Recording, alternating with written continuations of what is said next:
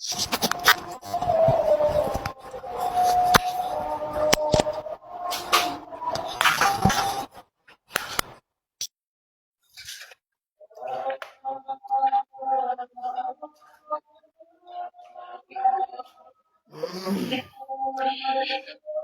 আলাইকুম। অনার্স প্রথম বর্ষ উদ্ভিদ বিজ্ঞান বিভাগের প্রিয় শিক্ষার্থী, তোমরা যারা এই মুহূর্তে লাইভে যুক্ত আছো, সকলকে সালাম, আসসালামু আলাইকুম। আমরা আজকে কথা বলছি, যা যেমনটা দেখতে পাচ্ছ ক্যাপশনে, ভাইরাস 2 নিয়ে। অর্থাৎ অনার্স প্রথম বর্ষ উদ্ভিদ বিজ্ঞান বিভাগের যে মাইক্রোবায়োলজি কোর্সটা আছে, সেই কোর্সের যে একটা অধ্যায় আছে ভাইরাস, আমরা ভাইরাসের এর আগে আমরা একটা ক্লাস করেছি, তাই তো? আমরা এর আগে ভাইরাসের একটা ক্লাস করেছি। আশা করছি যে সেই ক্লাসে তোমাদের কারো সমস্যা নাই, এবং সেই ক্লাসে আমরা বেশ কিছু কোয়েশ্চেন নিয়ে আলোচনা করেছি। আমাদের ক্লাসটাই হচ্ছে যে সাজেশন ভিত্তিক ক্লাস, বা যেসব বিষয় পড়ার প্রয়োজন হয় আমরা শুধুমাত্র সেগুলাই পড়ি। আমরা ক্লাসের পাশাপাশি হ্যান্ডআউট প্রদান করতেছি তোমাদের প্রত্যেককে। আর ক্লাসের সাথে আছি আমি, মোহাম্মদ হারুন রশিদ উজ্জ্বল, প্রভাষক, আদর্শ কলেজ, দিনাজপুর। তাহলে আমরা সরাসরি যদি ক্লাসে প্রবেশ করার চেষ্টা করি, আমরা প্রথমত দেখব যে আমরা ভাইরাস থেকে কি কোশ্চেন পড়ছি, আমরা একটু দেখার চেষ্টা করব।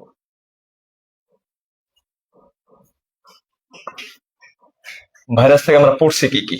নাম্বার 1, আমরা পড়ছি সাধারণ বৈশিষ্ট্য। নাম্বার 2, আমরা পড়েছি জীবজগতে অবস্থান তথা হচ্ছে এখানে আছে চর বৈশিষ্ট্য এবং জীব বৈশিষ্ট্য। আমরা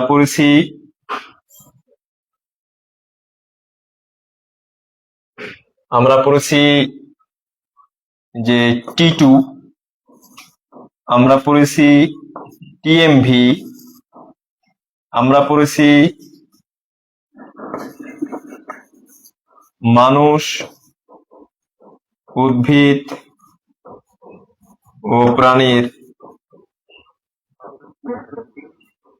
ভাইরাস ঘটিত রোগ আমরা কিন্তু পড়েছি।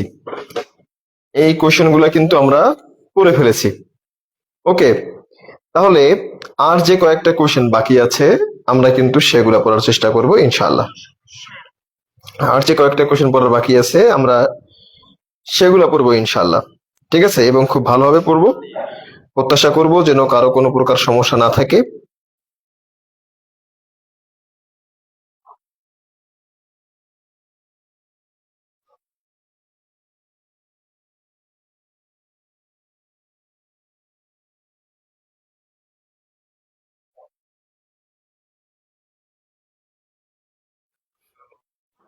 ওকে, তাহলে আমরা প্রথমত দেখো, আমরা কিন্তু এই কোশ্চেন গুলো পড়ে ফেলছি, তাই না?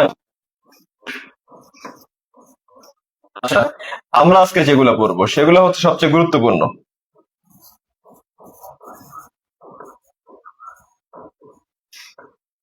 ভাইরাসের সংখ্যা বৃদ্ধি করব। কি পড়ব? ভাইরাসের দমন পড়ব। কি পড়ব? ভাইরাসের স্থানান্তর পড়ব। আর কি পড়ব? ভাইরাসের অর্থনৈতিক গুরুত্ব পড়ব, ঠিক আছে? আর কি পড়ব? আমরা আরো পড়ব লাইটিক ও লাইসোজেনিক চক্রের পার্থক্য পড়ব, ঠিক আছে? আমরা কিন্তু এই কোয়েশ্চেনগুলো পড়ার চেষ্টা করব, ঠিক আছে? পুরো ক্লাসটা জুড়ে আমাদের সাথে থাকবে তোমরা প্রত্যেকে। তাহলে আমরা প্রথমত দেওয়ার চেষ্টা করব যে আলোচনাটায়, সেটা হচ্ছে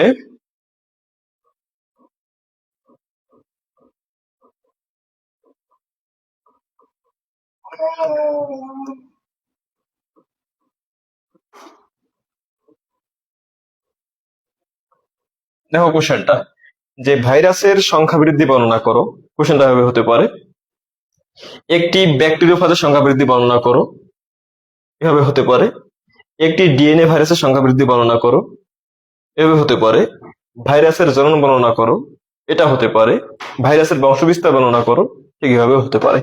সুতরাং আমাদের কিন্তু জানতে হবে যে আমরা কোন কোন কোশ্চেনে কিভাবে আনসার করব। যদিও একই আলোচনা কিন্তু বই বা গাইডগুলোর মধ্যে, বিশেষ করে গাইডগুলোর মধ্যে কিন্তু বিভিন্ন ঘুরিয়ে পেঁচিয়ে একই আলোচনাকে বেশি করে পড়ানো হচ্ছে তোমাদেরকে। আমরা কিন্তু এই বিষয়টা ইনশিওর করতেছি যে একটা কোশ্চেন পড়লে ঠিক সেম কোশ্চেনটাই কোন কোন কোশ্চেনের আনসার হবে সেটা আমরা দেখানোর চেষ্টা করতেছি। কোশ্চেন কি লিখছে যে একটি ভাইরাসের সংখ্যা বৃদ্ধি বর্ণনা করো। এই কোশ্চেনটা হতে পারে একটি ব্যাকটেরিওফাজের সংখ্যা বৃদ্ধি বর্ণনা করো, একটি ফাজ ভাইরাসের সংখ্যা বৃদ্ধি বর্ণনা করো, একটি ডিএনএ ভাইরাসের সংখ্যা বৃদ্ধি বর্ণনা করো, ভাইরাসের জনন পদ্ধতি বর্ণনা করো, ভাইরাসের বংশবিস্তার পদ্ধতি বর্ণনা করো। ঠিক এভাবে কিন্তু এই প্রশ্নগুলা হতে পারে। যেভাবে হোক সব প্রশ্নের অ্যান্সার কিন্তু ধরন হচ্ছে একই রকম, তাই না? আমরা দেখি যে আমরা অ্যান্সার করতেছি কিভাবে। এই যে উত্তর লিখলাম, তাই কিনা? উত্তর লিখে কি যে ভাইরাসের সংখ্যা বৃদ্ধি, আমরা যে এই কথাটুকু লেখলাম, ঠিক আছে? ভাইরাস একটি বিশেষ উপায়ে তার অনুরূপ অপত্য বংশধর সৃষ্টি করে। ভাইরাস একটি বিশেষ উপায়ে তার অনুরূপ অপত্য বংশধর সৃষ্টি করে। ভাইরাস যেহেতু জ্বর এবং জীব কোনোটাই নয়, সেহেতু ভাইরাসের সংখ্যা বৃদ্ধি কিংবা বংশবিস্তারের জন্য অন্য কোনো জীবের প্রয়োজন হয়ে থাকে। এই বিশ্বজগতের সকল জীব তার নিজ দেহের অভ্যন্তরেই তার অনুরূপ ও অপত্য বংশধর সৃষ্টি করতে সক্ষম হলেও ভাইরাসের ক্ষেত্রে অন্য একটা জীব তথা ব্যাকটেরিয়াকে প্রয়োজন হয়। ঠিক এজন্যই ভাইরাসের সংখ্যা বৃদ্ধিকে, ভাইরাসের বংশবিস্তারকে, ভাইরাসের জননকে ভাইরাসের জীবন চক্র বলা হয় না, বলা হয় সংখ্যা বৃদ্ধি। নিম্নে ভাইরাসের সংখ্যা বৃদ্ধি বর্ণনা করা হলো। আমাদের কোশ্চেনগুলো কিন্তু আমরা হ্যান্ড নোট অলরেডি দিয়ে দিয়েছি তোমাদের গ্রুপে, ঠিক আছে? তোমরা যারা ভর্তি আছো আমাদের গ্রুপে, আমরা কিন্তু অলরেডি আমাদের এই হ্যান্ড নোটের পিডিএফ পর্যন্ত আমরা তোমাদেরকে সরবরাহ করে ফেলেছি। শুরু থেকে যদি আবার একটু বলার চেষ্টা করি যে ভাইরাসের সংখ্যা বৃদ্ধিটা নাকি ভাইরাস একটি বিশেষ উপায়ে, ভাইরাস একটি বিশেষ উপায়ে তার অনুরূপ ও অপত্য বংশধর সৃষ্টি করে থাকে। ভাইরাস তার বংশবিস্তারের জন্য অন্য কোনো জীবের সাহায্য গ্রহণ করে থাকে। ভাইরাসের বংশবিস্তারের জন্য ব্যাকটেরিয়ার প্রয়োজন হয়। যেহেতু ভাইরাস জ্বর এবং জীব নয়, সেহেতু আবার ভাইরাস হচ্ছে তার অনুরূপ অপত্য বংশধর সৃষ্টি করার জন্য অন্য জীবের উপর নির্ভরশীল, সেহেতু ভাইরাসের এই জনন পদ্ধতিকে জীবনচক্র কিংবা বংশবিস্তার বলা হয় না, বলা হয়ে থাকে সংখ্যা বৃদ্ধি। নিম্নে ভাইরাসের সংখ্যা বৃদ্ধি বর্ণনা করা হলো। ভাইরাসের সংখ্যা বৃদ্ধিকে দুইটি প্রধান চক্রে ভাগ করা হয়। ভাইরাসের সংখ্যা বৃদ্ধিকে দুইটি প্রধান চক্রে ভাগ করা হয়ে থাকে। দেখো, নাম্বার 1 লাইটিক চক্র। কি লিখলাম? লাইটিক চক্র। একটু পুরো ক্লাসটা একটু যদি মনোযোগী হয়ে দেখো তাহলে কিন্তু এই কোশ্চেনটা এখানেই কভার হয়ে যাবে। তারপর কিন্তু আমরা এখানেই আমাদের হ্যান্ডগুলোকে দেখবো যে কিভাবে উপস্থাপন করা আছে। তোমরা আগে ফার্স্টলি এখানেই ফোকাস করো। লাইটিক চক্র, যে চক্রে একটি ভাইরাস ব্যাকটেরিয়াকে আক্রমণ করে, ব্যাকটেরিয়া ডিএনএ কে ধ্বংস করে নিজের অনুরূপ অপত্য বংশধর সৃষ্টি করে, তাকে বলা হচ্ছে লাইটিক চক্র। যে চক্রে একটি ব্যাকটেরিওফাজ কিংবা ভাইরাস একটি ব্যাকটেরিয়াকে আক্রমণ করে, ব্যাকটেরিয়ার ডিএনএ কে সম্পূর্ণরূপে ধ্বংস করে ভাইরাস তার অনুরূপ অসংখ্য অপত্য ভাইরাস সৃষ্টি করে, তাকে বলা হচ্ছে লাইটিক চক্র। বুঝা গেছে? কি চক্র? লাইটিক চক্র। লাইটিক চক্রের ক্ষেত্রে ই কোলাই ব্যাকটেরিয়া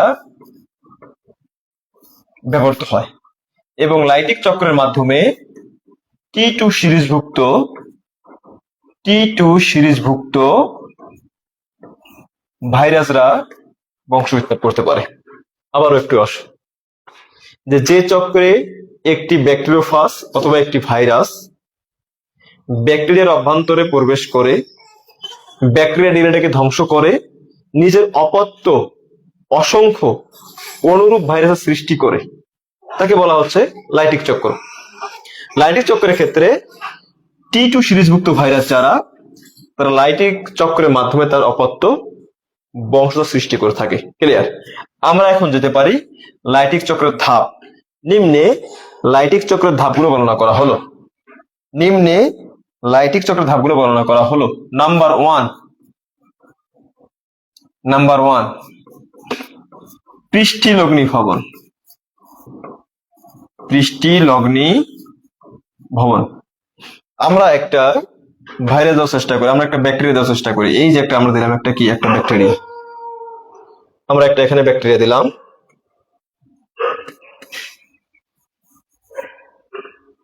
এই ব্যাকটেরিয়ায় তার কি আছে, নিজস্ব বৃত্তাকার ডিএনএ আছে না? এই যে ডিএনএ আছে। এই ব্যাকটেরিয়ার কোষ প্রাচীরে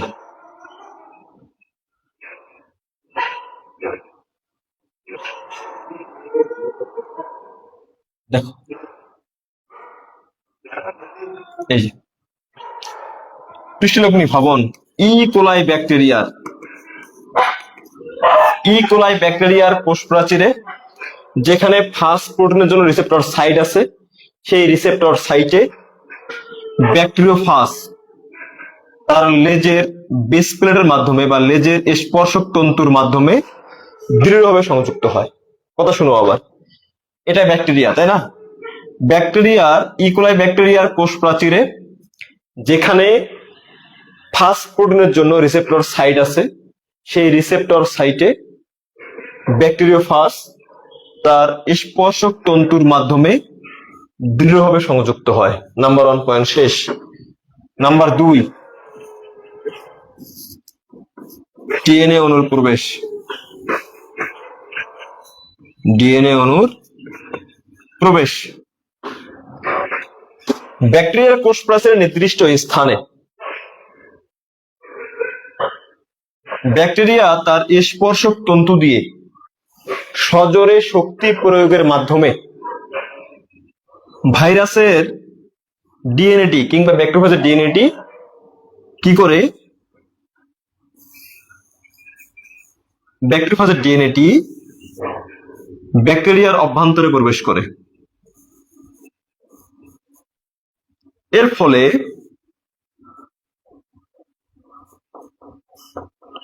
শূন্য ব্যাকটেরিয়ার আবরণটি বাইরে থেকে যায়। একটা জিনিস বুঝো, ডিএনএ অণুর প্রবেশ ব্যাকটেরিয়ার কোষ প্রাচীরের নির্দিষ্ট স্থানে ব্যাকটেরিওফাজ সজোরে শক্তি প্রয়োগের মাধ্যমে ব্যাকটেরিওফাজের ডিএনএটিকে কিংবা ভাইরাসের ডিএনএটিকে ব্যাকটেরিয়ার অভ্যন্তরে প্রবেশ করিয়ে দেয় এবং এর ফলে ব্যাকটেরিওফাজ কিংবা ভাইরাসের আবরণটি ব্যাকটেরিয়ার বাইরেই অবস্থান করে। ক্লিয়ার? নাম্বার 3,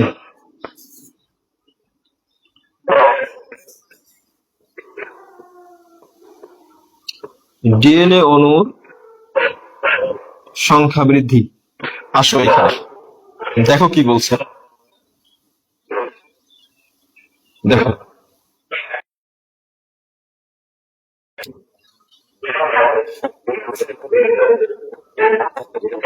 এরকম করে দিলাম।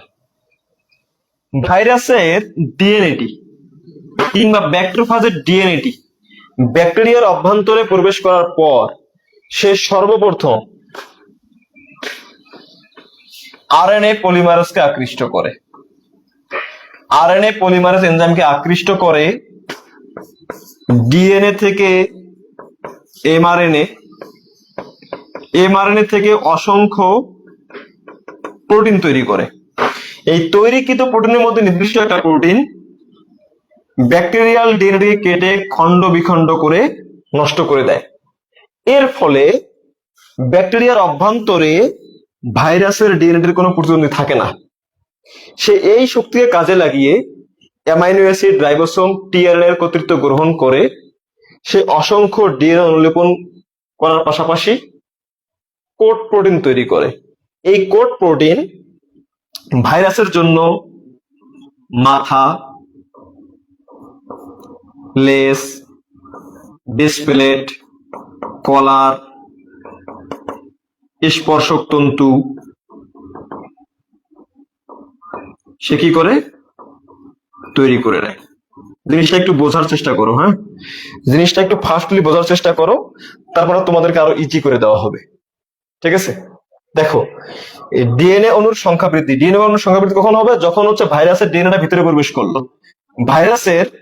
ভাইরাল ডিএনএ কিংবা ভাইরাসের ডিএনএটি ব্যাকটেরিয়ার অভ্যন্তরে প্রবেশ করার পর সে সর্বপ্রথম আরএনএ পলিমারেজকে আকৃষ্ট করে ডিএনএ থেকে এমআরএনএ, এমআরএনএ থেকে অসংখ্য প্রোটিন তৈরি করে নেয়। অসংখ্য প্রোটিন তৈরি করার পর এই সকল প্রোটিন থেকে নির্দিষ্ট একটি প্রোটিন ব্যাকটেরিয়াল যে ডিএনএটা ছিল ব্যাকটেরিয়াল ডিএনএ কেটে খণ্ড বিখণ্ড করে নষ্ট করে দেয়। এর ফলে ব্যাকটেরিয়ার অভ্যন্তরে ভাইরাসের ডিএনএটার কোনো প্রতিদ্বন্দ্বী থাকে না। সে এই শক্তিকে কাজে লাগিয়ে টিআরএনএ, রাইবোসোম, অ্যামাইনো অ্যাসিড ইত্যাদির কর্তৃত্ব গ্রহণ করে সে অসংখ্য ডিএনএ অনুলিপন করার পাশাপাশি সে ভাইরাসের জন্য মাথা, বেস প্লেট, কলার, লেজ, স্পর্শক তন্তু ইত্যাদি তৈরি করে নেয়। সব তৈরি হয়ে গেল। নাম্বার 4, দেহের বিভিন্ন অংশ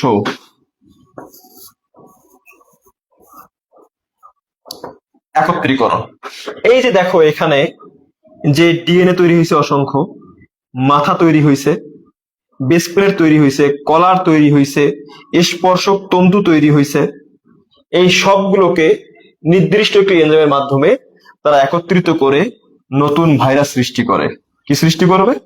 নতুন অসংখ্য ভাইরাস সৃষ্টি করলো।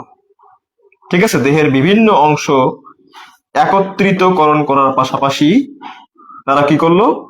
তারা হচ্ছে অসংখ্য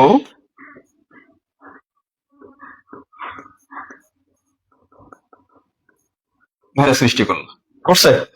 নাম্বার 5, পরিবেশে মুক্তি।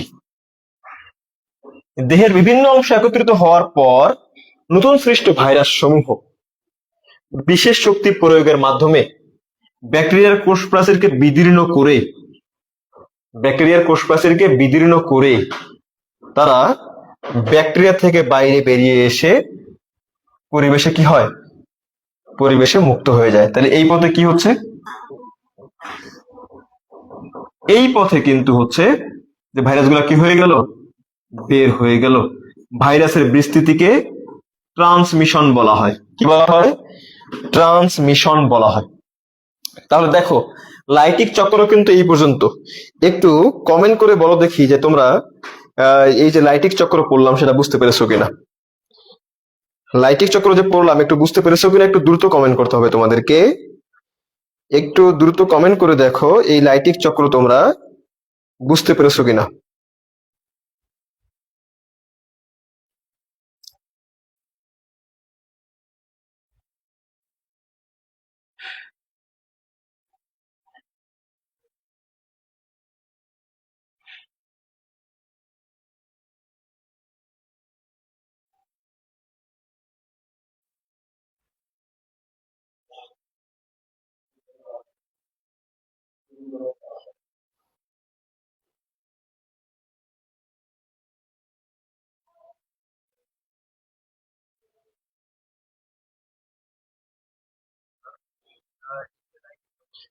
ধীমান রায়, বুঝি নাই স্যার। ঠিক আছে, যদি ধীমান রায় তুমি যদি আগের ক্লাসটা বুঝতে পারো, আগে যে ক্লাসটা ছিল আমাদের যে ভাইরাস 1 যে ক্লাসটা ছিল, যদি সেটা বুঝতে পারো তাহলে এটা ইজি লাগবে। আবার একটু দেখো তোমরা। ঠিক আছে, তুমি যদি এই T2 ব্যাকটেরিওফাজ আগে ক্লাস করছি ধীমান রায়, তুমি যদি ক্লাসটা করে থাকো তাহলে বুঝতে পারবা। যদি ক্লাসটা না করো আসলে মাথার উপর দিয়ে যাবে। ঠিক আছে, আমাদের সমস্যা তো এটাই, তাই না? ধারাবাহিকতা মেনটেন করি না। বুঝা গেছে? লাইটিক চক্রের সঙ্গে আমরা কি বলছি? যে চক্রে একটি ব্যাকটেরিওফাজ কিংবা একটি ভাইরাস ব্যাকটেরিয়াকে আক্রমণ করে ব্যাকটেরিয়াল ডিএনএ কে ধ্বংস করে নিজের অনুরূপ অসংখ্য ভাইরাস কিংবা ব্যাকটেরিয়া জন্ম দেয় বা সৃষ্টি করে, এটাকে বলা হচ্ছে লাইটিক চক্র। প্রথমে কি? কৃষ্ণলগ্নি ভবন, এইটা হচ্ছে একটা ব্যাকটেরিয়া, তাই কিনা? তাহলে ব্যাকটেরিয়ার কোষ প্রাচীর, এইটা কোষ প্রাচীর না? ব্যাকটেরিয়ার কোষ প্রাচীরের নির্দিষ্ট স্থানে যেখানে ফাস্ট প্রোটিনের জন্য রিসেপ্টর সাইট আছে, সেই সাইটে ব্যাকটেরিওফাজ কিংবা ভাইরাস তার বেস প্লেটের মাধ্যমে স্পর্শক তন্তুর মাধ্যমে দৃঢ়ভাবে সংযুক্ত হয়। Number 1 point. নাম্বার 2, ডিএনএ অণুর প্রবেশ। ব্যাকটেরিয়ার কোষ প্রাচীরের ভাইরাসের স্পর্শক তন্তু বিশেষ শক্তি প্রয়োগের মাধ্যমে ছিদ্র তৈরি করে। সেই ছিদ্রের মাধ্যমে ভাইরাসের ডিএনএটি কি করলো? ব্যাকটেরিয়ার অভ্যন্তরে প্রবেশ করে। কিন্তু ডিএনএ ছাড়া বাকি দেহটা ব্যাকটেরিয়ার বাইরেই থেকে যায়। নাম্বার 3, ডিএনএ অণুর সংখ্যা বৃদ্ধি। ভাইরাসের ডিএনএ অণু ব্যাকটেরিয়ার অভ্যন্তরে প্রবেশ করার পর সে সর্বপ্রথম আরএনএ পলিমারেজকে এনজাইমকে আকৃষ্ট করে সে ডিএনএ থেকে আরএনএ এবং আরএনএ থেকে প্রোটিন তৈরি করে। এই তৈরিকৃত প্রোটিন সমূহের মধ্যে নির্দিষ্ট একটি প্রোটিন এই যে ব্যাকটেরিয়ার ডিএনএটাকে কেটে খণ্ড বিখণ্ড করে নষ্ট করে দেয়। এর ফলে ব্যাকটেরিওফাজ কিংবা ভাইরাসের ডিএনএটার কোনো প্রতিদ্বন্দ্বী থাকে না। সে এই শক্তিকে কাজে লাগিয়ে অ্যামাইনো অ্যাসিড, রাইবোসোম, টিআরএনএ ইত্যাদির কর্তৃত্ব গ্রহণ করে সে অসংখ্য ডিএনএ অনুলিপন করার পাশাপাশি ভাইরাসের জন্য মাথা, লেজ, কলার, স্পর্শতন্তু, বেস প্লেট ইত্যাদি তৈরি করে নেয়। নাম্বার 4, দেহের বিভিন্ন অংশ একত্রীকরণ। ভাইরাসের জন্য তৈরি মাথা, লেজ, কলার, স্পর্শক তন্তু এবং ডিএনএ সমূহকে একত্রিতকরণের পাশাপাশি নতুন ভাইরাস কি হয়? সৃষ্টি হয়। নতুন ভাইরাস সৃষ্টি হয়ে গেছে। নাম্বার 5, পরিবেশে মুক্তি। এই ভাইরাস সমূহ বিশেষ শক্তি প্রয়োগের মাধ্যমে ব্যাকটেরিয়ার কোষ প্রাচীরকে বিদীর্ণ করে পরিবেশে বিস্তার লাভ করে। ভাইরাসের পরিবেশে বিস্তার লাভের ঘটনাকে বলা হয় ট্রান্সমিশন। এটা গেল লাইটিক চক্র। কি বলা গেল এটাকে লাইটিক চক্র বলা হচ্ছে। ঠিক আছে, আমরা আরো চিত্র দেখাবো, কোনো সমস্যা নাই। আমরা চিত্র আরো দেখাবো, আমরা হ্যান্ড নোটে চলে যাব, কোনো সমস্যা নাই। আমরা কি পড়লাম? আমরা কিন্তু পড়লাম লাইটিক চক্র। হ্যাঁ, আমরা এবার পড়বো কি? লাইসোজেনিক চক্র। আমরা পড়ছি না যে ভাইরাসের সংখ্যা বৃদ্ধির চক্র দুইটা, একটা লাইটিক আর একটা কি লাইসোজেনিক। আমরা এখন পড়বো হচ্ছে লাইসোজেনিক চক্র। কি পড়বো?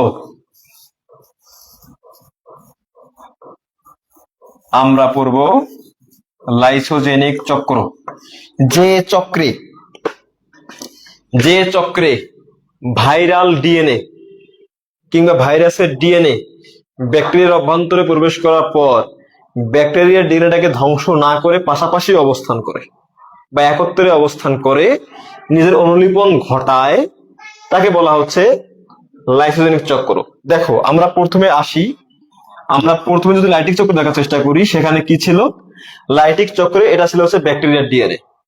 এখানে যখন কি আসছে, এখানে যখন ভাইরাসের ডিএনএ প্রবেশ করে লাইটিক চক্রের ক্ষেত্রে, তখন কি হয়েছে যে এই যে ভাইরাসের যে ডিএনএটা আছে সে কিন্তু ব্যাকটেরিয়া ডিএনএ কেটে খণ্ড বিখণ্ড করে নষ্ট করে দিয়েছিল, তাই কিনা? নষ্ট করে দিয়েছিল কিন্তু, তাই না? সে কি করছিল? সে হচ্ছে নষ্ট করে দিয়েছিল। কেমন করে দিয়েছিল? এই যে কেটে কেটে কেটে খণ্ড বিখণ্ড করে নষ্ট করে দিয়েছিল। কিন্তু যেটা লাইসোজেনিক চক্র, এক্ষেত্রে যেটা হবে, এক্ষেত্রে হচ্ছে এই ক্ষেত্রে যখন এটা হচ্ছে ব্যাকটেরিয়ার ডিএনএ, আমরা সবাই কি বললাম? যে চক্রে ভাইরাসের ডিএনএ কিংবা ব্যাকটেরিয়ার ডিএনএটি ব্যাকটেরিয়ার অভ্যন্তরে প্রবেশ করার পর ব্যাকটেরিয়ার হচ্ছে ডিএনএটাকে কেটে খণ্ড বিখণ্ড করে নষ্ট করে দিবে না, না দিয়ে এরা কি করবে? পাশাপাশি অবস্থান করবে বা একত্রে অবস্থান করবে, করে সংখ্যা বৃদ্ধি করবে। একে বলা হচ্ছে লাইসোজেনিক চক্র। দেখো এক্ষেত্রে কি হবে? এক্ষেত্রে একটা এনজাইম কি করবে? যে রেস্ট্রিকশন এন্ডোনিউক্লিয়েজ এনজাইম নির্দিষ্ট স্থানে কেটে দিল। এখানে আবার ইন্টিগ্রেজ এনজাইম কি করবে? দেখো এই যে কি করছে? সংযুক্ত করে দিচ্ছে। দেখো এই যে এটা যে গঠিত হলো, এখানে কিন্তু অর্ধেকটা কি আছে? অর্ধেকটা কিন্তু আছে ব্যাকটেরিয়ার ডিএনএ, আর বাকি অর্ধেকটা কি আছে? এক্ষেত্রে কিন্তু আছে ভাইরাল ডিএনএ বা ভাইরাসের ডিএনএ। তাহলে এক্ষেত্রে কি নষ্ট করছে? করে নাই। তাহলে এটা কি চক্র? লাইসোজেনিক চক্র, তাই কিনা? তাহলে আমরা স্টেপ বাই স্টেপ পড়ার চেষ্টা করি, একটু তোমরা একটু দেখার চেষ্টা করো। হ্যাঁ, আচ্ছা, তাহলে আমরা কি করতেছি? আমরা পড়তেছি লাইসোজেনিক চক্র, যে চক্রে ভাইরাসের ডিএনএটি ব্যাকটেরিয়ার অভ্যন্তরে প্রবেশ করার পর ব্যাকটেরিয়া ডিএনএ কে ধ্বংস না করে একত্রে অবস্থান করে নিজের সংখ্যা বৃদ্ধি করে, তাকে বলা হচ্ছে লাইসোজেনিক চক্র। নাম্বার ওয়ান, এই চক্রের ধাপগুলো হচ্ছে: নাম্বার ওয়ান, পৃষ্ঠলগ্নি ভবন। পৃষ্ঠলগ্নি ভবন, ঠিক আছে? প্রথমে এই যে ব্যাকটেরিয়ার কোষপ্রাচীর নির্দিষ্ট স্থানে যেখানে ফাস্টফুডের এর জন্য রিসেপ্টর সাইট আছে, সেই রিসেপ্টর সাইটে ভাইরাসটি তার স্পর্শক তন্তু দিয়ে কি হয়? দৃঢ়ভাবে সংযুক্ত হয়। নাম্বার ওয়ান, ঠিক আছে? সংযুক্ত হওয়ার পর সে বিশেষ শক্তি প্রয়োগের মাধ্যমে ব্যাকটেরিয়ার কোষপ্রাচীরকে কি করে? সে ছিদ্র করে ব্যাকটেরিয়া ডিএনএটা কি করে? ভাইরাসের ডিএনএটা হচ্ছে ব্যাকটেরিয়ার অভ্যন্তরে সে প্রবেশ করলো। That's enough. আচ্ছা, নাম্বার দুই, যে প্রোফাজ গঠন লেখা যাবে, এটা প্রোফাজ গঠন। আমরা তোমাদের কিন্তু হ্যান্ডনোট দেখাবো, কোনো সমস্যা নাই, ঠিক আছে? এই যে ভাইরাসের ডিএনএটি ব্যাকটেরিয়া অভ্যন্তরে প্রবেশ করার পর সে ব্যাকটেরিয়ার ডিএনএটিকে ধ্বংস বা নষ্ট না করবে, এর ফলে রেস্ট্রিকশন এন্ডোনিউক্লিয়াস এনজাইম ভাইরাস ও ব্যাকটেরিয়া ডিএনএটাকে নির্দিষ্ট স্থানে কেটে দেওয়ার পর ইন্টিগ্রেস এনজাইম সে ব্যাকটেরিয়ার সাথে ভাইরাসের ডিএনএ কি করবে? সংযুক্ত করে দিবে। এই সংযুক্ত স্থানে ব্যাকটেরিয়ার ডিএনএ এবং ভাইরাসের ডিএনএ কিন্তু উভয়টাই থাকে, এটাকে বলা হচ্ছে প্রোফাজ। এর ফলে কি হয়? এর ফলে প্রোফাজ গঠিত হয়। প্রোফাজ গঠিত হলে যখন ব্যাকটেরিয়া দ্বিভাজন প্রক্রিয়ায় সংখ্যা বৃদ্ধি করবে, তখন প্রোফাজেরও সংখ্যা বৃদ্ধি হবে। এইভাবে ভাইরাস তার ডিএনএর সংখ্যা বৃদ্ধি করতে পারবে, পাশাপাশি এই জায়গা থেকে তারা পৃথক হয়ে অন্য ব্যাকটেরিয়ায় প্রবেশ করে লাইটিক চক্র শুরু করতে পারবে। এইটা হচ্ছে প্রসেস। আমরা এখন আমাদের হ্যান্ডনোট দেখব, যে আমরা হ্যান্ডনোটে কিভাবে উল্লেখ করেছি তোমাদের বোঝার জন্য। ওকে,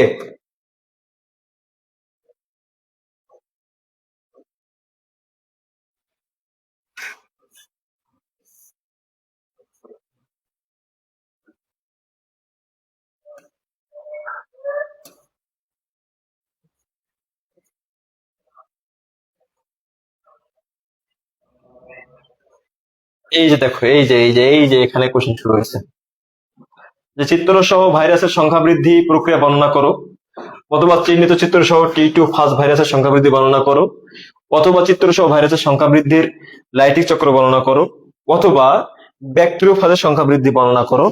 ঠিক এভাবেই, ঠিক আছে? ঠিক আমরা যেভাবে দেখাচ্ছি সেভাবেই কিন্তু আছে। তোমরা একটু দেখার চেষ্টা করো যে আমরা সেখানে কিভাবে উল্লেখ করেছি। এখানে যদি সোজা কথা বলি, যদি লাইটিক চক্র যদি আমার এখানে বুঝতে না পারো, আর কোথাও বুঝতে পারবো না। সোজা কথা, একটু বোঝার চেষ্টা করো। একটু দেখো, আমরা প্রথমে কি করছি, যে প্রথমে যে বেসিক যে আলোচনাটা, একটু যদি তোমরা দেখো, যে বিশেষ উপায়ে ভাইরাসের সংখ্যা বৃদ্ধি হয়ে থাকে। প্রতিটি ভাইরাস দেখতে হুবহু একই রকম হয়। দেখতে কি হয়? একই রকম হয়। একটি পরিপূর্ণ ভাইরাস পূর্বস্থিত কোনো ভাইরাস থেকে সরাসরি তৈরি হয় না। মানে একটা ভাইরাসের থেকে আর একটা ভাইরাসের সৃষ্টি কিন্তু কখনোই হয় না, ঠিক আছে? তাহলে এটা হচ্ছে কিভাবে, যে এরা কি করে? এরা কিন্তু বংশ বিস্তারের জন্য অন্য জীবের উপর নির্ভর করে, ঠিক আছে? কি করে এরা? এরা হচ্ছে বংশ বিস্তারের জন্য কি করে? এরা কিন্তু অন্য জীবের উপর নির্ভর করে। এছাড়া ভাইরাস অকোষীয়, তাই নতুন ভাইরাস সৃষ্টি প্রক্রিয়াকে জীবন চক্র বলা হয় না, বলা হয় কি প্রক্রিয়া? সংখ্যা বৃদ্ধি প্রক্রিয়া। ব্যাকটেরিওফাজ কিংবা ভাইরাস কিংবা T2 ব্যাকটেরিওফাজ এর সংখ্যা বৃদ্ধিকে দুই ভাগে ভাগ করা হয়। নাম্বার ওয়ান লাইটিক চক্র, নাম্বার দুই লাইসোজেনিক চক্র, তাই না? প্রথমে কি দেখো, লাইটিক চক্র। তোমরা একটু চেষ্টা করো যে আমি যা বলছি তা মিলছে কিনা। যে প্রক্রিয়া ফাজ ভাইরাস কোষ ব্যাকটেরিয়া কোষে প্রবেশ করে সংখ্যা বৃদ্ধি সম্পন্ন করে, অপত্য ভাইরাসগুলো দেহের বিধান ঘটিয়ে বাইরে বেরিয়ে আসে তাকে বলা হচ্ছে লাইটিক চক্র। এক্ষেত্রে কি ইকোলাই ব্যাকটেরিয়া প্রয়োজন হচ্ছে।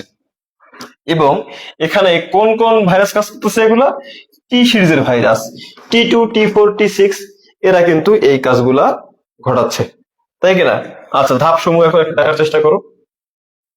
এই যে দেখো, একটু ধাপ সমূহ দেখার চেষ্টা করো, যে তোমাদের একটু ছোট করে দেখানোর চেষ্টা করা হয় সহজ ভাবে একদম। নাম্বার 1 দেখো, এই যে এটা হচ্ছে কি ব্যাকটেরিওফাজ বা ভাইরাস। সে কি করছে? ব্যাকটেরিয়া অভ্যন্তরে প্রবেশ করছে। কিভাবে? এই দেখো, এই যে সম্পূর্ণ একটা ভাইরাস কি করছে? শুধুমাত্র ডিএনএটা প্রবেশ করছে ব্যাকটেরিয়ার ভেতরে, প্রবেশ করছে।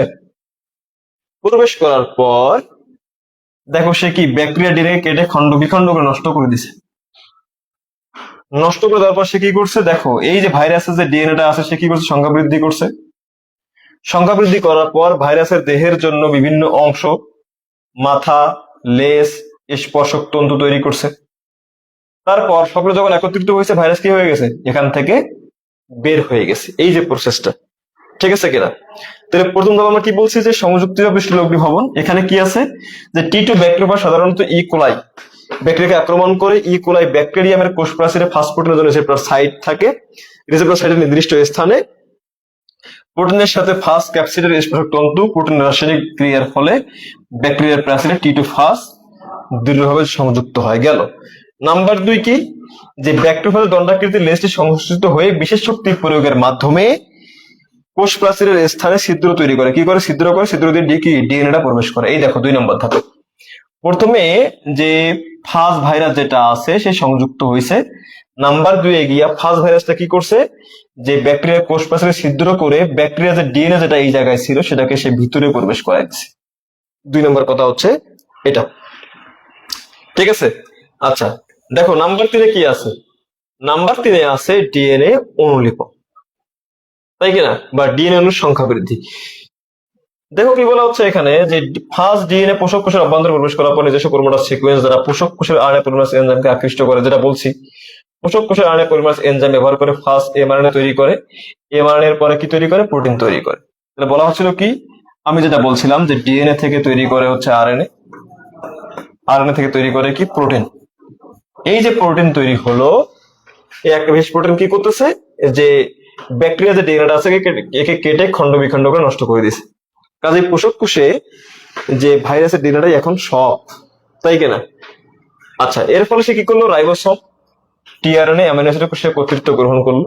গ্রহণ করে সে ডিএনএ অনুলিপন করে নিল এবং ফাস্ট কোড প্রোটিন, মাথা, লেজ, স্পর্শক তন্তু, স্পাইক ইত্যাদি গঠন করে নিল। তারপর সবকিছু একত্রিতকরণ করা হলো। তারপর কি নতুন ভাইরাসের মুক্তি ঘটলো। এটাই তো প্রসেস, তাই না? দেখো এরপর কি আছে?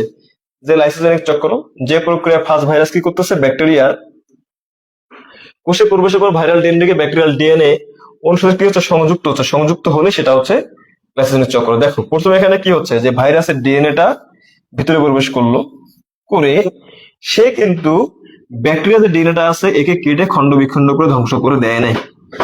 না দিয়ে এরা কি করছে? এরা কিন্তু উভয়ে একত্রিত সংযুক্ত হয়েছে।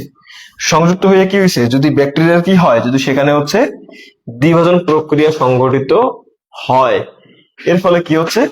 যে ব্যাকটেরিয়া লাইসিসের মাধ্যমে তারা বের হয়ে যেতে পারতেছে। এই যে প্রসেসটা, সহজ প্রসেস, জাস্ট একটু ঠান্ডা মাথায় বুঝতে হবে তোমাদের, ঠিক আছে? ঠান্ডা মাথায় বুঝতে হবে, ঠান্ডা মাথায় লিখতে হবে, ঠান্ডা মাথায় চিত্র অঙ্কন করতে হবে। আমার যে হ্যান্ডনোটটা যেটা আছে, যেটা তোমাদের এই যে হ্যান্ডনোটটা যেটা দেওয়া আছে, কতটুকু আলোচনা করা আছে? যতটুকু পূর্বে খাতা লিখতে হবে ঠিক ততটুকুই, এর বেশি কোনো কিছু নাই। যদি আমার ক্লাসটা বুঝে থাকো তাহলে কিন্তু খুব সহজভাবে লিখতে পারবা এখান থেকে। ওকে,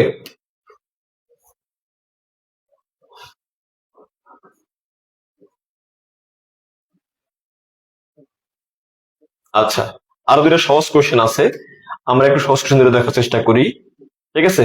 যে ভাইরাসের স্থানান্তরের উপায়গুলো কি কি? এই যে কোশ্চেনটা, ভাইরাসের স্থানান্তরের উপায়গুলো কি কি, এই কোশ্চেনটা সহজ কোশ্চেন, জাস্ট 5 মিনিট পড়লে তোমরা লিখতে পারবা, ঠিক আছে? এই কোশ্চেনটা তোমাদের পরীক্ষার জন্য গুরুত্বপূর্ণ। এক পোষক থেকে অন্য পোষকে যদি ভাইরাস চলে যায় সেটাকে বলা হচ্ছে স্থানান্তর। কিরকম? এই যে আমরা একটা মানুষ, এই যে আর একটা মানুষ, আমার কি হয়েছে? ভাইরাস ঘটিত রোগ হয়েছে সাপোজ, এই ভাইরাসটা আমার দেহ থেকে যদি তোমার দেহে চলে যায়, আমরা এটাকে বলতে পারি স্থানান্তর। ঠিক আছে, কি বলতে পারি? স্থানান্তর। তাহলে এক পোষক থেকে অন্য পোষকে ভাইরাস যদি স্থানান্তরিত হয়, আমরা এটাকে বলতে পারি কি? স্থানান্তর বা ট্রান্সমিশন অফ ভাইরাস। ঠিক আছে, এর ফলে কি হবে? যে ভাইরাস মহামারী সৃষ্টি করতে পারে। এর বেশ কিছু প্রক্রিয়া আছে, দেখো। কৃত্রিম উপায় যেতে পারে। কৃত্রিম উপায় কিভাবে? ক্রস ছড়ানোর মাধ্যমে, আবার কি? কলম তৈরির মাধ্যমে। এখন আক্রান্ত উদ্ভিদের রস যদি সুস্থ উদ্ভিদে যদি পরিবেশ করানো হয়, যেটা আমাদের কৃত্রিম ভাবে এটাকে কাজে লাগাই সাধারণত, ঠিক আছে, যদি এই কাজটা করানো হয়, কিংবা যদি আমরা কলম তৈরি করি, কিভাবে? যে একটা ভাইরাস আক্রান্ত উদ্ভিদ, আমরা ওই উদ্ভিদটার কি করছি? কলম তৈরি করে আরেকটা উদ্ভিদ, নতুন গাছ আমরা পাচ্ছি যেটা। তাহলে কলমের ফলে কি হবে? যদি আগের উদ্ভিদটা যদি কি হয়, ভাইরাস ঘটিত রোগ থাকে, ঠিক আছে, এটা একটা উদ্ভিদ, এর যদি ভাইরাস ঘটিত রোগ থাকে, এখান থেকে যদি আমরা কলম করি, তাহলে যেগুলা উদ্ভিদ আমরা সৃষ্টি পাচ্ছি সেগুলাও কি হবে? সেটা কিন্তু ভাইরাস ঘটিত হবে। নাম্বার 2, প্রাকৃতিক ভাবে যেতে পারে কার মাধ্যমে? পতঙ্গের মাধ্যমে। পতঙ্গ যদি ভাইরাস দ্বারা আক্রান্ত হয়, যান্ত্রিক উপায় হতে পারে যন্ত্রের মাধ্যমে, যেহেতু ভাইরাস অদৃশ্য, কিংবা ভাইরাস হচ্ছে কি বস্তু, জড় পদার্থ, এদের মাধ্যমে তারা কিন্তু স্থানান্তরিত হতে পারে। বীজের মাধ্যমে হতে পারে, বীজ। ঠিক আছে, আমরা যে উদ্ভিদ থেকে বীজ সংগ্রহ করছি, সেই উদ্ভিদটা যদি হয়ে থাকে ভাইরাসে আক্রান্ত, তাহলে তার বীজেও কিন্তু কি থাকবে? ভাইরাস থাকবে। যেহেতু বীজও একটা জীবীয় অবস্থা, ভাইরাস কিন্তু সে অভ্যন্তরে প্রবেশ করে তার কার্যক্রম পরিচালনা করতে পারে। এখন ভাইরাস আক্রান্ত বীজ দ্বারা কিন্তু ভাইরাস কি করতে পারবে? ছড়াতে পারবে। পরাগণের মাধ্যমে হতে পারবে, প্রাণীর মাধ্যমে হতে পারে, পানির মাধ্যমে হতে পারে, মাটির মাধ্যমে হতে পারে, ছত্রাকের মাধ্যমে হতে পারে। এক্ষেত্রে কিন্তু এক্সাম্পল খুবই গুরুত্বপূর্ণ। যেমন ছত্রাকের ক্ষেত্রে বলা আছে কি? অলপিডিয়াম সিনক্যাট্রিয়াম নামক ছত্রাকের মাধ্যমে কি হতে পারে? ভাইরাস ছড়াতে পারে। এরপর কি? বায়ুর মাধ্যমেও ছড়াতে পারে। ঠিক আছে, তারপর দৈহিক মিলনের মাধ্যমে ছড়াতে পারে। এটা হচ্ছে প্রাণীর ক্ষেত্রে একটা গুরুত্বপূর্ণ প্রসেস। প্রাণীর ক্ষেত্রে একটা খুবই গুরুত্বপূর্ণ প্রসেস কি? দৈহিক মিলনের মাধ্যমে কিন্তু কি হতে পারে? ভাইরাস ছড়াতে পারে। যেমন কি? HIV virus, hepatitis B virus, hepatitis C virus, এরা কিন্তু এইভাবে ছড়াতে পারে। এক্ষেত্রে তোমাদের এক্সাম্পলটা কিন্তু খুবই গুরুত্বপূর্ণ। হ্যাঁ, এক্সাম্পল খুবই গুরুত্বপূর্ণ তোমাদের হচ্ছে পরীক্ষার খাতায় লেখার জন্য এবং পরিপূর্ণ মার্ক পাওয়ার জন্য। এছাড়া কি হতে পারে? যে রক্ত সঞ্চালনের মাধ্যমে কিন্তু এটা চলতে পারে। বুঝতে পারছো? ওকে, এরপর দেখো কি কোশ্চেন আছে, যে ভাইরাসের দমন পদ্ধতি। আমরা কিভাবে ভাইরাসকে ধ্বংস করতে পারি? ঠিক আছে, সাধারণত যদি আমরা ভাইরাস, একটা জিনিস একটু বোঝার চেষ্টা করো, ভাইরাস জ্বর নাকি জীব? ভাইরাস কিন্তু জ্বর নয়, ভাইরাস কিন্তু জীবও নয়, তাই কিনা? ভাইরাস জ্বরও নয়, ভাইরাস জীবও নয়, এটা তো সত্য। তাহলে যার জীবন নাই তার কি মৃত্যু আছে? তার কিন্তু মৃত্যু নাই। তাহলে দমন প্রসেসটা কি অ্যাকচুয়ালি? দমন প্রসেসটা হচ্ছে আমার দেহ হচ্ছে যে ভাইরাস দ্বারা আক্রান্ত হয়েছে, ঠিক আছে, ভাইরাসকে কি মেরে ফেলা যাবে? মেরে ফেলা যাবে না, কিন্তু ভাইরাস মরে না তো অ্যাকচুয়ালি। তাহলে কি হয়? ভাইরাসকে যদি কোনোভাবে আমার দেহ থেকে বাইরে বের করে ফেলা যায়, সেটাই হচ্ছে ভাইরাস মুক্ত হওয়া, ভাইরাসের দমন হওয়া।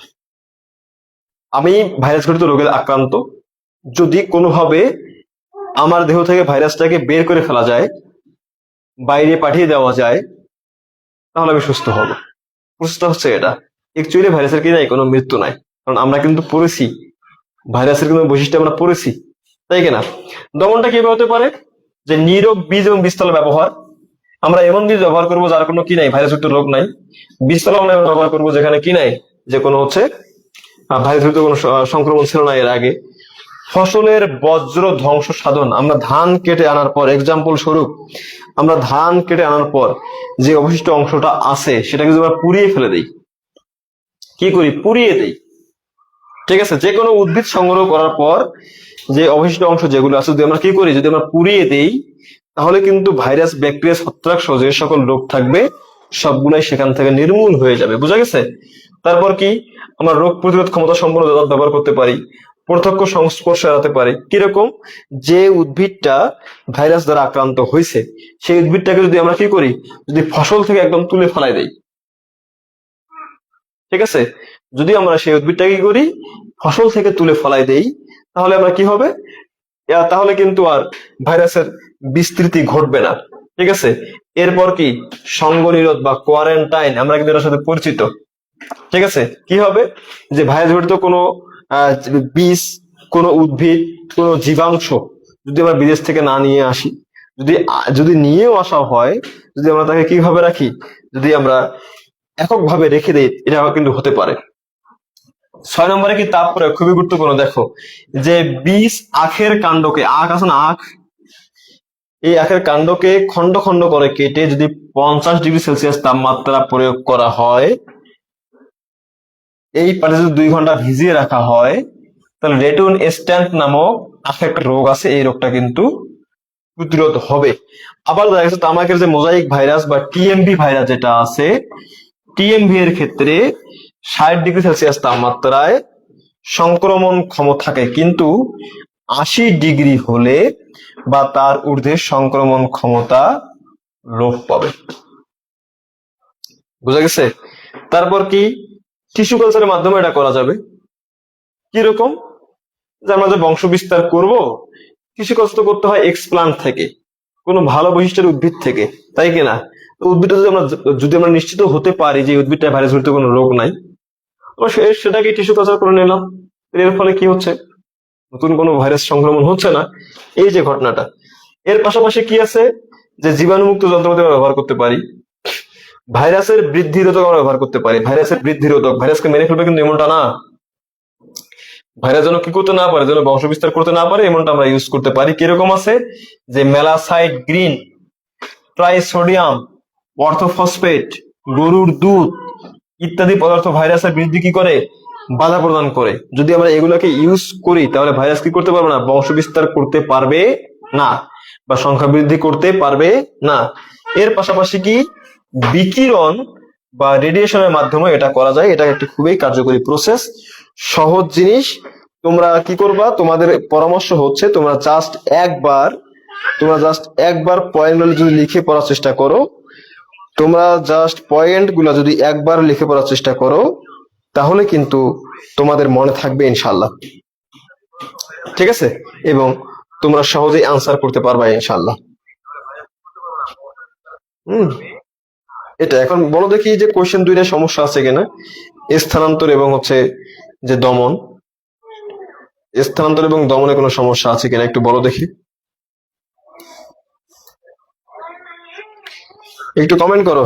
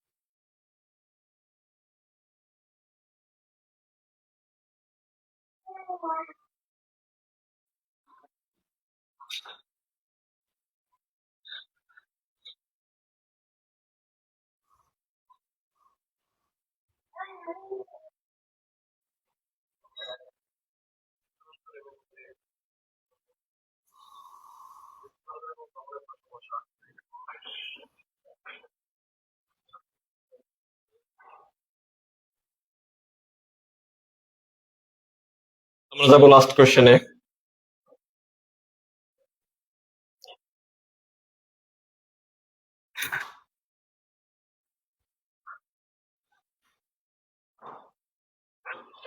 তোমরা লাস্ট কোশ্চেনে যাব, এর পাশাপাশি তোমরা ভাইরাসের যে অর্থনৈতিক গুরুত্ব আছে সেটা পড়ে নিবা বা দেখে নিবা। সাধারণত এখান থেকে খুব বেশি কোশ্চেন হয় না, ভাইরাসের যে অর্থনৈতিক গুরুত্ব আছে এই কোশ্চেনটা সেভাবে খুব বেশি পরীক্ষাতে আসে না।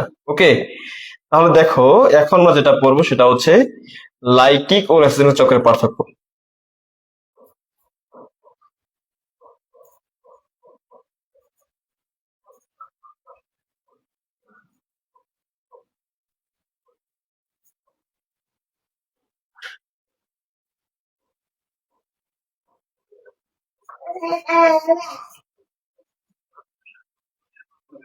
খুবই গুরুত্বপূর্ণ কোশ্চেন, এই কোশ্চেনটা পরীক্ষা চলে আসতে পারে তোমাদের জন্য। হ্যাঁ, লাইটিক চক্র এবং লাইসোজেনিক চক্রের পার্থক্যটা পরীক্ষা চলে আসতে পারে 4 এবং 5 নম্বরের জন্য।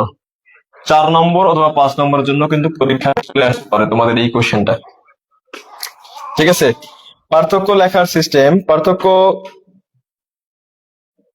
পার্থক্য লেখার সিস্টেম আমরা এর আগেও তোমাদের দেখাইছি, আমরা যদি আজকেও দেখাই। পার্থক্য লেখার সিস্টেম হচ্ছে প্রথম পার্থক্যটা কি হতে হবে, প্রথম পার্থক্যটা সংজ্ঞা হতে হবে, তাই না?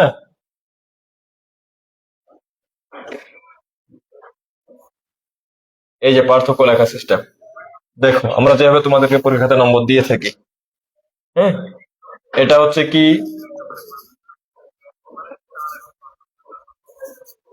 লাইটিক চক্র, এটা হচ্ছে কি লাইসোজেনিক চক্র, এখানে কি, এখানে হচ্ছে ক্রমিক নং। এক নম্বরের সংজ্ঞা, এক নম্বরের সংজ্ঞা, যে চক্রে ভাইরাল ডিএনএটি ব্যাকটেরিয়া অভ্যন্তরে প্রবেশ করার পর ব্যাকটেরিয়ার ডিএনএ কে কেটে খণ্ড বিখণ্ড করে নষ্ট করে দিয়ে তার অনুরূপ অপত্য বংশধ সৃষ্টি করে, তাকে বলা হচ্ছে লাইটিক চক্র। লাইসোজেনিক কোনটা, যে চক্রে ভাইরাল ডিএনএটি ব্যাকটেরিয়ার অভ্যন্তরে প্রবেশ করার পর ব্যাকটেরিয়াল ডিএনএ এর সাথে একত্রে মিলিত হয়ে নিজের অনুরূপ অপত্য ডিএনএ সৃষ্টি করে, তাকে বলা হচ্ছে লাইসোজেনিক চক্র। সংজ্ঞা গেল। নাম্বার 2, ঠিক আছে, খুব কম সময়ের প্রয়োজন হয়, খুব কম সময় লাগে, দীর্ঘ সময় লাগে, কি লাগে, দীর্ঘ সময় লাগে। নাম্বার 3, প্রোফাজ গঠিত হয় না, প্রোফাজ গঠিত হয় না, প্রোফাজ গঠিত হয়, ঠিক আছে। একবার সংগঠিত হলে, একবার সংগঠিত হলে, ঠিক আছে, কয়েকশো থেকে কয়েক হাজার, কয়েক হাজার হবে। একবার সংগঠিত হলে কয়েকশো নতুন ভাইরাস থেকে কয়েক হাজার নতুন ভাইরাস সৃষ্টি হয়। এখানে একটি বা দুটি নতুন ভাইরাস সৃষ্টি হয়, বুঝা গেছে? কি হয়, একটি বা দুটি নতুন ভাইরাস সৃষ্টি হয়, ঠিক আছে। তাহলে 1 নম্বর সময় গেল। 2 নম্বর খুব খুব কম সময় প্রয়োজন হয়, এখানে দীর্ঘ সময় লাগবে। 3 নম্বর লাইটিক চক্রে প্রোফাজ গঠিত হয় না, লাইসোজেনিকে প্রোফাজ গঠিত হবে। নাম্বার 4, লাইটিক চক্রে যদি একবার সংগঠিত হয় তাহলে কয়েকশো থেকে কয়েক হাজার, কি হবে, কয়েকশো থেকে কয়েক হাজার নতুন ভাইরাস সৃষ্টি হবে। লাইসোজেনিক চক্র একবার সংগঠিত হলে একটি বা দুইটি নতুন ভাইরাস সৃষ্টি হতে পারে। নাম্বার 5, এখানে আরএনএ পলিমারেজ এনজাইম প্রয়োজন হয়, আরএনএ পলিমারেজ প্রয়োজন হয়, এখানে প্রয়োজন হবে না। নাম্বার 6, T2 সিরিজভুক্ত ভাইরাসের ক্ষেত্রে এটা হবে, এখানে হবে λ2 সিরিজভুক্ত ভাইরাসের ক্ষেত্রে। প্রথমে সংজ্ঞা গেল, তারপরে বললাম যে খুব কম সময় লাগে লাইটিক চক্রে, এখানে বেশি সময় লাগবে, প্রোফাজ গঠিত হয় না, এখানে গঠিত হবে। এখানে একবার সংগঠিত হলে কয়েকশো থেকে কয়েক হাজার ভাইরাস সৃষ্টি হবে, এখানে একটা বা দুইটা হবে। লাইটিক চক্রে আরএনএ পলিমারেজ এনজাইম হচ্ছে প্রয়োজন হয় না, প্রয়োজন হয়, লাইটিকে প্রয়োজন হবে না, ঠিক আছে। লাইসোজেনিকে প্রয়োজন হবে না। লাইটিক চক্রে T2 সিরিজভুক্ত ভাইরাসের ক্ষেত্রে লাইটিক চক্র সংগঠিত হয়, λ2 সিরিজভুক্ত ভাইরাসের ক্ষেত্রে লাইসোজেনিক চক্র সংগঠিত হয়ে থাকে। এটা হচ্ছে পার্থক্য লেখার প্রসেস। পার্থক্য যে কত নম্বরের জন্য আসুক না কেন, এক্স্যাক্টলি 6টা পার্থক্য যদি তোমরা লিখতে পারো, 1 নম্বরের সংজ্ঞা, শেষে গিয়ে উদাহরণ, তাহলে কিন্তু পরিপূর্ণ মার্ক পাবা। আমরা এইভাবেই নম্বর দিয়ে থাকি পরীক্ষার খাতার মধ্যে, বোঝা গেছে? কিন্তু কোনোভাবে ভুল তথ্য উপস্থাপন করা যাবে না, ভুল তথ্য উপস্থাপন করলে সে মার্ক পাবে না। ওকে, তাহলে দেখো যে ভাইরাস কেন্দ্রিক আমরা 2টা ক্লাস শেষ করলাম। আজকে আমরা বেশ কিছু কোশ্চেন পড়ে ফেলছি, এখান থেকে তোমরা কমপক্ষে পরীক্ষার জন্য 15 নম্বর কমন পাবা। ভাইরাস যে অধ্যায়টা আছে, তোমরা এখান থেকে কমপক্ষে পরীক্ষার জন্য 15 নম্বর কমন পাবা। আমরা বেশ কিছু কোশ্চেন পড়ছি এখান থেকে। আবার যদি আমরা কোশ্চেনগুলো তোমাদেরকে বলি, নাম্বার 1 ভাইরাসের সাধারণ বৈশিষ্ট্য, নাম্বার 2 ভাইরাসের জীবজগতের অবস্থান, নাম্বার 3 ভাইরাসের টি2 ভাইরাসের গঠন, নাম্বার 4 টিএমবি ভাইরাসের গঠন, নাম্বার 5 মানুষ উদ্ভিদ প্রাণীতে ভাইরাস ঘটিত রোগ, নাম্বার 6 ভাইরাসের সংখ্যা বৃদ্ধি, নাম্বার 7 ভাইরাসের দমন, নাম্বার 8 ভাইরাসের স্থানান্তর, নাম্বার 9 লাইটিক এবং লাইসোজেনিক চক্রের পার্থক্য। আমরা এই কয়েকটা যে কোশ্চেন পড়েছি, আমরা দৃঢ়ভাবে বিশ্বাস করি এর মধ্যেই কোশ্চেনগুলো পরীক্ষার জন্য উপযোগী হবে। এখানে বেশ কিছু সহজ কোশ্চেন ছিল, এবং দুই একটা কঠিন কোয়েশ্চেনও ছিল। আমরা তোমাদের মধ্যে সহজভাবে উপস্থাপনের চেষ্টা করেছি। ঠিক আছে, আজকে এই পর্যন্তই। এই অধ্যায়টা শেষ হলো, আমরা নেক্সট দিন আমরা পরবর্তী অধ্যায় শুরু করবো ইনশাল্লাহ। আল্লাহ হাফিজ, আসসালামু আলাইকুম।